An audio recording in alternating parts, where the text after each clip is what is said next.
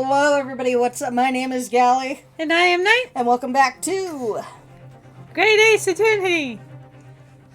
Yes, I almost forgot to actually speak.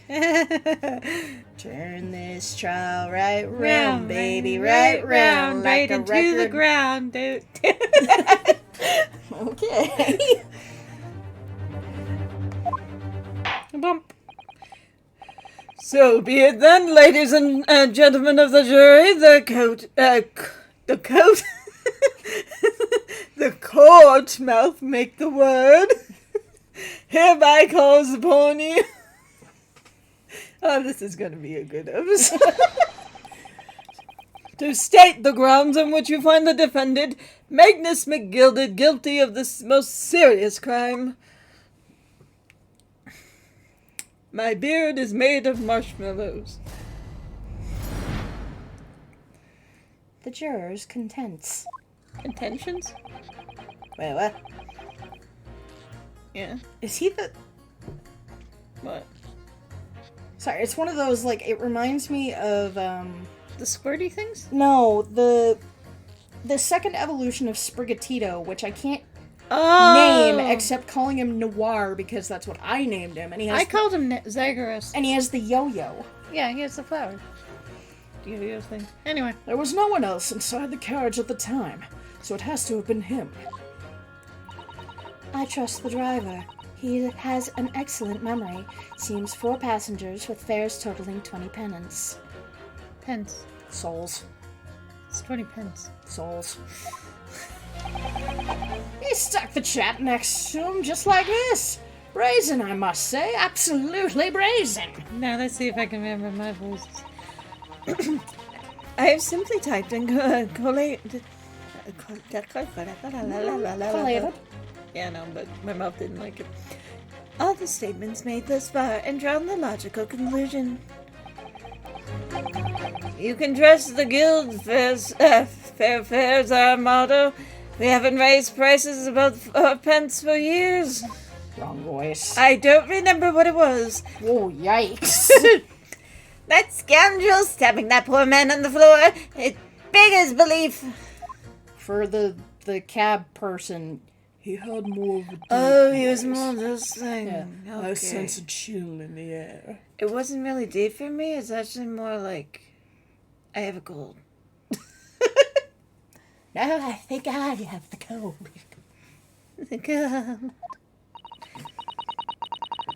I'm starting to wish I hadn't pushed for this. Some of the jurors don't seem to have wonderfully formed arguments, though, do they? Sorry, let's see what we can do. We need to get these 6 people to change their minds. I'll have to throw everything I can at them. Use some very persuasive language. Just a moment, Mr. Narada. Change their minds. According to my book, that's not quite how it works. Oh? I thought I was going to have to thaw their icy minds with some heartwarming rhetoric about the defendant. Unfortunately, Once the jurors have decided the defendant is guilty, they're unlikely to heed anything the defense says. But, they've reached their conclusions by their own reasoning, you see. Their pleas will sound like excuses. Your pleas will sound like excuses. In fact, it could recoil on you. The more you try to persuade them, the more entrenched they may become. then what on earth am I supposed to do? Make them argue with each other. Oh dear, I'm just citing what I've read about British law, Mr. Narada. Right. I'm sorry. Do you have any idea how to make this work, then? Fight pit! I mean, that would be a lovely thing, but I think we'd be thrown in jail ourselves. Well, from what I can understand, Please, we all know the old lady would come out on top. not against me. I didn't mean throwing us in there, but okay. Oh, well then that's just not any fun. The key to this procedure is using the jurors' own words to make your arguments. What do you mean? I should stop just reading. Well, the 6 members of the jury are randomly selected members of the public. They may appear to be present in a united front, but the truth is, they're complete strangers who happen to find themselves here in the courtroom together. And that's the way to break them down, you mean? Yes, exactly. Fight pit. We must listen very carefully to what each member of the jury says, and see if we can identify any contradictory statements. If we can, we then contrast the statements and pit the corresponding jurors against each other. I see. So it's contradictions in what 2 or more jurors say that we're looking for. In that way, then, this is similar to a regular cross-examination. Oh, yes, I suppose you're right. Okay, I can work with this. Find contradictions in their statements and pit the jurors against each other to break them down. Alright, I may be able to pull this off. No, that's not right. I have to pull this off. Can we start the proceedings, counsel?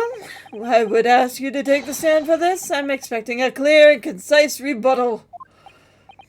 Oh, motherfucker! Shut up, is my court. Yes, my lord. Yes, chef. You cook like your Your grandparents fuck. cook like old people fuck. That was the actual thing, sorry.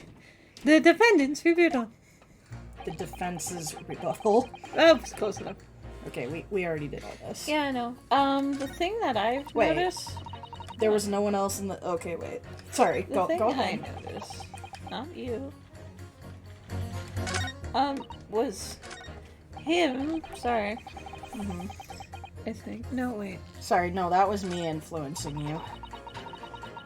I'm trying to remember which ones. Yeah, her. Mm-hmm. And not you. Not you. Him. Trust the guild. Fair is our motto. We haven't raised Because prices. they're both talking about money. Oh. So, X, pit. And number 2. Pit? Objection. Let's see if this works. Those 2 statements clearly contradict each other. They do? Explain yourself, counsel. It's not like the person voicing me picked it. Me? Oh dear, what have I said? I swear on Silver Blaze's mane and name, I haven't the first idea what you're talking about. According to the group testimony we've heard so far, there was 4 passengers on the omnibus that night in question. You know what? Sorry, I'm kind of sitting here like, oh yes, show off that Miles Edgeworth could walk so you could animate. You're smiling. Yeah, because Miles Edgeworth's investigation game was a good one. It was really sad they didn't make the second one into English. Mm-hmm. Okay, keep going.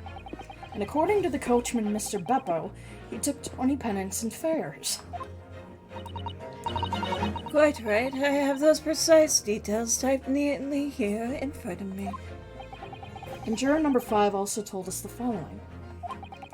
The fare of the omnibus is always 4 pence. That's it. It is a fair and convenient single price, just the way London's carriages should be operated. But that doesn't add up at all. In fact, it leaves a glaring discrepancy in the facts. Why, man, why? My mustache is a horseshoe. It's a spare for the horses. 4 passengers paying 4 pence each. If you do the multiplication... it would be 16 pence. Exactly. As I said, it doesn't add up. The figures are different. By 4 pence in fact, Which means one more. or precisely 1 more person's fare. Okay, the only reason I picked them is because we both talked about money. I didn't The even root do of the all math. evil. But also the solver of problems. Fuck money, it's stupid. Anyway. Every time a high-priced client gets... every high... I love this song and I sing it out loud every time I go to the doctor, but still. Why the doctor? Because it's when I'm in the middle of the road in the middle of nowhere by myself. Oh, that's true. Doctor is kind of in the backwoods. Anyway, don't worry, they are trustworthy. Trust me, we don't live in the middle of a bayou. Making moonshine. No, but the city we live in used to be swampland. Damn, we are in a bayou. They just kind of filled it in. It's sharp making a gumbo. We do have crawfish around here. I thought it was crayfish. Bitch. It depends who you fucking ask. And you want to get slapped again, didn't you? One person's fair. No, one more person's fair. In other words, on the omnibus that night, it's distinctly possible there was one other passenger we've heard nothing about. Good gracious, great balls of fire. Yeah. This can't... My voice did a weird thing. This can't be right. The coachmen of the guild are good, honest men, and all trustworthiness is our watchword. No, it's your safe word. It's my watchword, shut up. The figures your coachman claims most certainly do not add up. Your watchword, good sir, is a falsity. Fallacy. It's close enough. I beg your pardon. He's very nosy. Mr. Guildmaster, I think you ought to consider if this trial were to end now. The news will surely spread over London. There's news that one of your coachmen tried to hide the fact that he lets nefarious characters ride his omnibus. Oh shit! Alright then, how do I make this miserable trial doesn't end him? Well, according to my book here. My 50-year-old book. Hey, some of the 50-year-old books are great. Mm-hmm. I mean, people still read Lord of the Rings. I wasn't saying anything. I mean, I tried to read that once. It was boring. They talked too much about mushrooms. You simply launch a ball of fire into the innocent side of the set of scales. Now hold on, your horses there, coachman. We were all in agreement. Why do you have to go and... Wait till I get my hands on you, Beppo!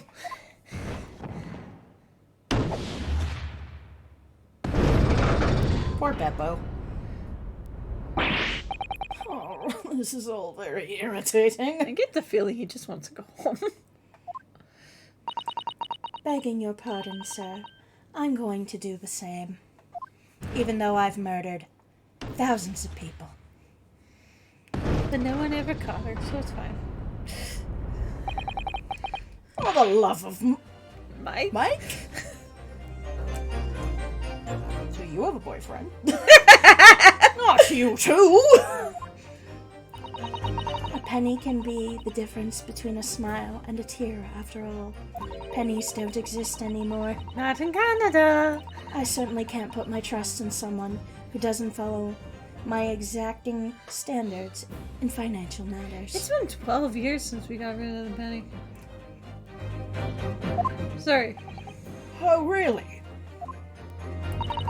I, for one, think it's only proper that we hear from the witnesses again. Oh, well done, Mr. Naruto. You did it. If we can manage to change 2 more jurors' minds, we can force the trial to continue. 2 more. Actually, there is something else that's bothering me about a couple of their assertions. Then that's where you must strike next. So I need to pit 2 more jurors against each other and show there's another contradiction in their assertions. Exactly. You can do it. Well, the scales of justice have shifted, but they still weigh heavy on our side of guilt. There's some plumsels. Counsel, you have the floor again. Continue with your Cross-examination. your examination.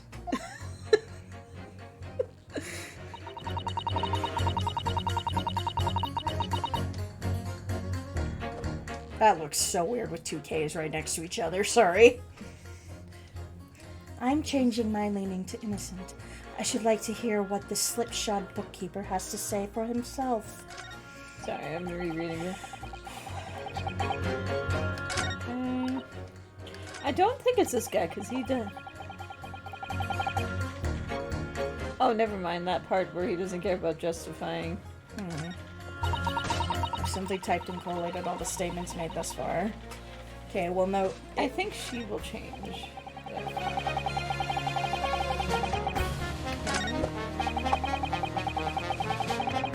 Oh. 6 and 3. Yeah. So which is it? Objection! These two statements are completely contradictory. What? Explain, Council Post-haste. Oh, dear me. I was only knitting a jumper for my other half. Does that make more sense? That's for your husband? Yes, he's a very small man. But full of love. Also, this may be a reference to Phoenix Wright's sweater. I don't know. Oh, right. He had one of those. Yeah, back when he was a fool. I mean, he's always been a fool, but he was a fool in love then. I hate your stupid face. That's a good song. Anyway. What's all this claptrap?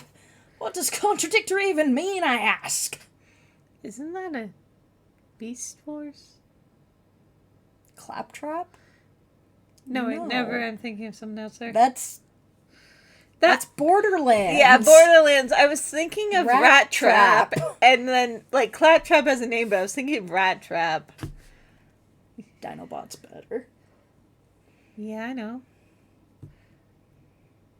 No one argued. There's no one here to argue. Well, okay, when you were a child, what was your favorite? Dinobot. Mine was Cheetor. I don't know why. My brother's was Rat Trap. Trap. Anyway. We've heard from more than one witness that they allegedly saw the actual moment when the defendant stabbed the victim. Now, out of curiosity, juror number 3. What? Can't you see I'm busy here? Imagine that in the middle of fucking court. How would you say the defendant stabbed the victim? What sort of motion was it? Want to test me, do you? Wait, that's not even the first knife he had. He put the one hand down, so hold the knife and pull that one up. Who's like this? Stuck the fellow next to him without even getting up. Just like the prim banker said. Yes, that's Mr. Fairplay's testimony. Quite true. And then juror number 6. Oh, is that me, is it? What can I do for you, young man? How would you say the defendant stabbed the victim? Oh, well, dear, as far as I understood it. Ha! It was like this. He stabbed the poor man after he got collapsed on the floor. The courtman said so. Now don't move. Take a look at these 2 jurors. Take a look at this photograph. Take a look at this photograph. He stuck the fellow next to him without even getting up. And he stabbed the poor man after he collapsed on the floor. Hey, don't mock me. That's my voice. Well, I never. Don't mock the jury, young man. Oh. I'm trying to get the voice back, and the only way I can is by going, oh. Oh, motherfucker! Stop swearing. Well, I never. They're stabbing in totally different directions. What? Bless my stitches. What a muddle. What this tells us is that there's a strong possibility one of the witnesses isn't telling the truth. What? Either of them. But why? Why the dickens would they lie? Why do you have a knife in court? Because I'm the killer. We've been over this. It is called. That's his character cue. We all have them. I had to bring the knitting. He had to bring that. She had to bring typewriter. She had to bring no personality. It's very hard on me. I meant the other one. No, I just picture the maid going like, I am crying inside. I haven't smiled in 3 years. And I said that as I was smiling. Oh my God. I don't know yet, but what I do know is that if the trial ends at this point, we may never find out. We may never know the real truth. We may never find Kakai Mareshi Ram. Come, the things we watch. Ladies and gentlemen of the jury, can you really let that happen in good conscience? Yeah. Who said I had a Lies, good you one? Say, oh, dearie. I can't abide by people telling lies. Is it weird her voice is the easiest one for me to do? The scales. I don't believe it.